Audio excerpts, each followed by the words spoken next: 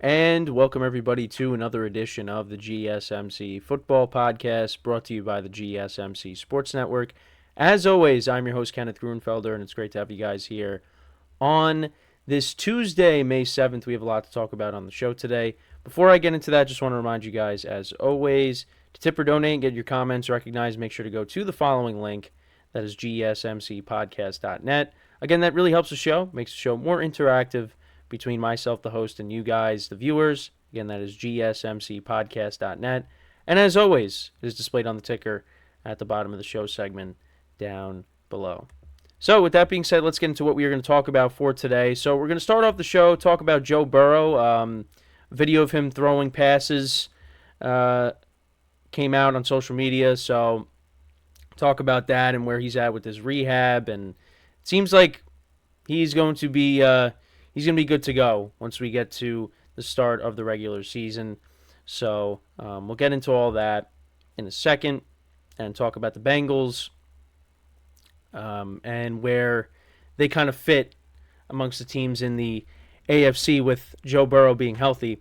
Then in the second part of the show, we'll talk about should Mike Tomlin be on the hot seat, because there was an article talking about a former offensive lineman, Willie Colon of the Steelers, coming out and basically saying that he should be on the hot seat because of the lack of recent playoff success that Mike Tomlin has had. So we'll get into that as well. Then in the third part of the show, we'll talk about another article that I saw about Kirk Cousins and how he left Minnesota because they were looking to draft a quarterback in the NFL draft, and that's why he signed with Atlanta.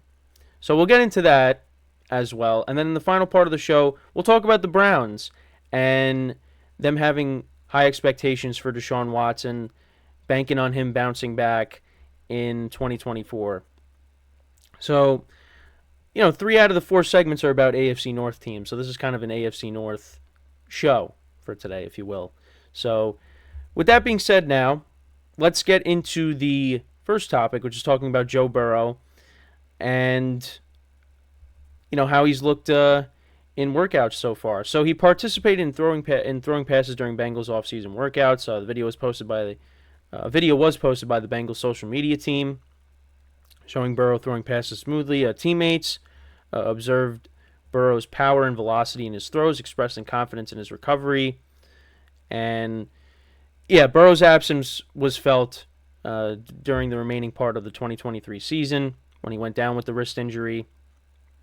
And his health really is the most important thing, because if he's not healthy, well, the Bengals, their playoff aspirations, their Super Bowl aspirations, well, they go out the window.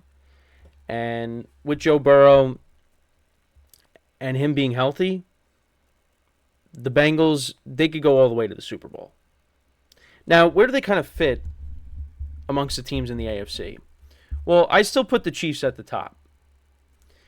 And then after that, you have the Ravens, you got the Texans, the Bengals I would put there.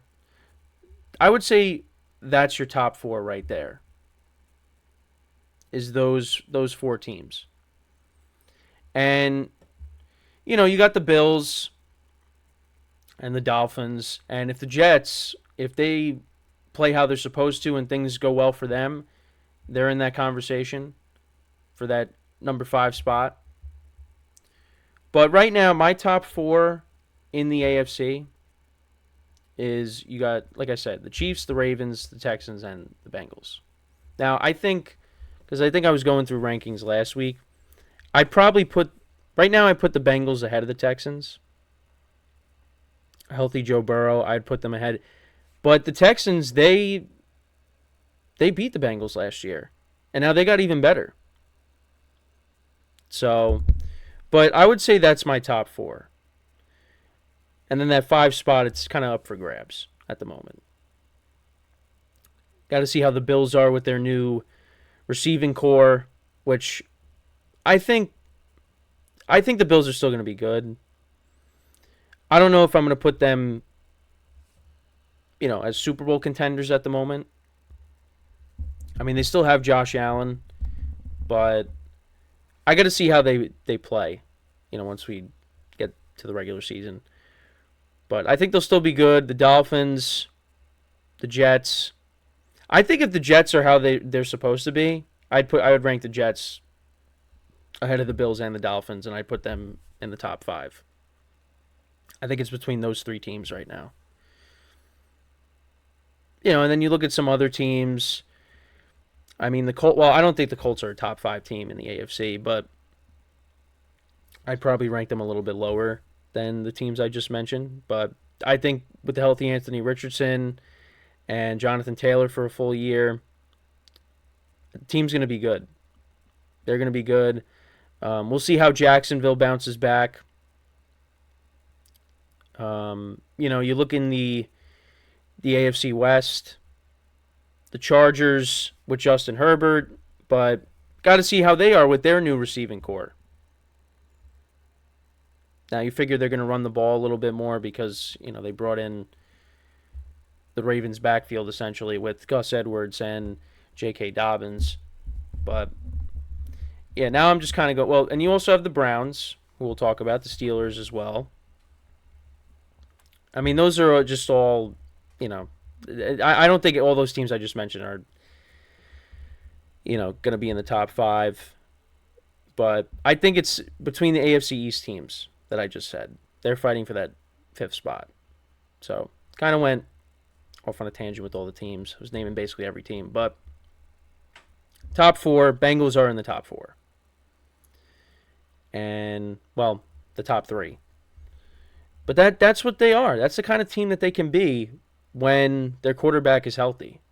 And it's encouraging to hear that he's got the zip on his ball and, the passes are coming out clean. That's what you want to hear. Because that means that he's healthy and he's ready to roll. Now, you're hoping that he doesn't suffer a setback or, starts dealing with another injury. Because, had the calf injury before the year started, played through it, didn't play that well. But once he got over that, the Bengals started playing really well. And they looked like that team that made it to back-to-back AFC championship games. And if he's healthy, that team could definitely make it back to a championship game. And they've played in the Super Bowl too. Now, they didn't win, but they got there. And Joe Burrow is really, I've said it many times, he's the only quarterback left that has beaten Patrick Mahomes in the playoffs. The other one was a part of a roast the other night, which I think I'll touch upon at some point this week. I want to watch the whole thing. I did watch a chunk of it, but I didn't watch the entire thing. I tuned in once Peyton Manning came on. So I'm going to watch the whole thing, and then I will. It was 3 hours long. But I'll touch upon it at some point, and some of the things that were said. Not the inappropriate stuff. Things that pertain to football. But yeah, between Tom Brady and Joe Burrow, that's it. Those are the only guys that have beaten Patrick Mahomes in the playoffs, which is crazy. Just 2 guys. And I've said it, and I'm going to continue to say it. That's the team that has the best chance to knock off the Chiefs. I don't think it's the Ravens, even though they added Derrick Henry. I don't think it's the Bills. And maybe it's the Texans. I mean, we got to see let's see what the Texans do against the Chiefs when they play them. Maybe that's the first game of the year. We'll find out when the schedule comes out, which I think might be next week. So, right now, it's the Bengals that have the best chance. And, you got T. Higgins and Jamar Chase, 2 guys that are going to be looking for new contracts.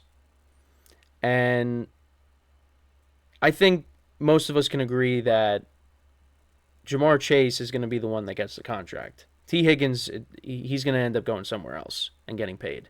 Now, Is that going to be before this year, or is it going to be after this year? It's probably going to be after this year. They want to at least go on one more run with him. And then, they end up letting him go. But we'll see.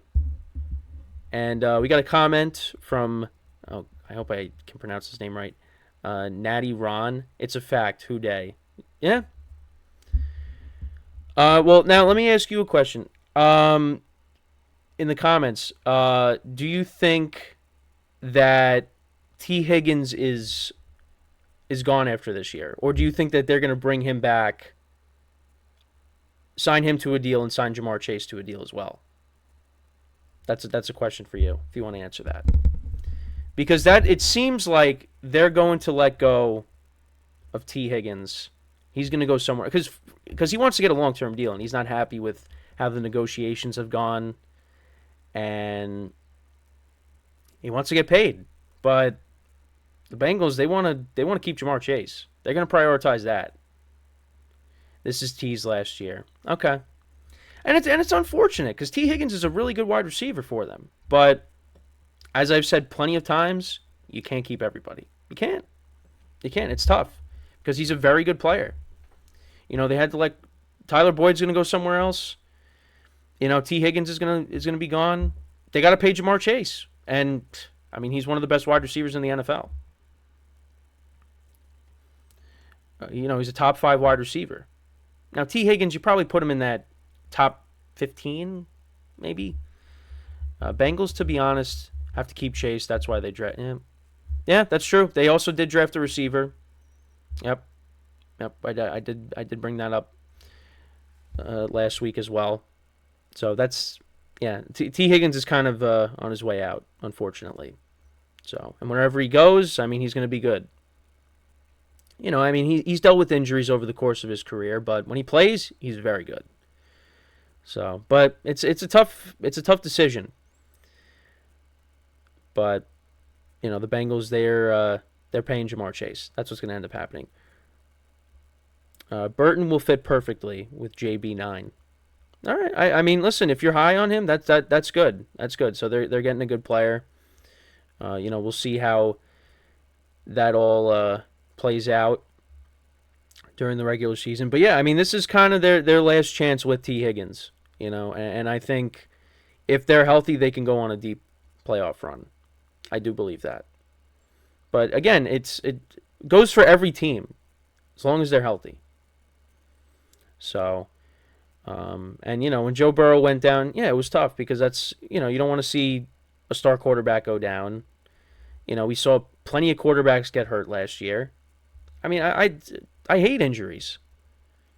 But it's part of the game.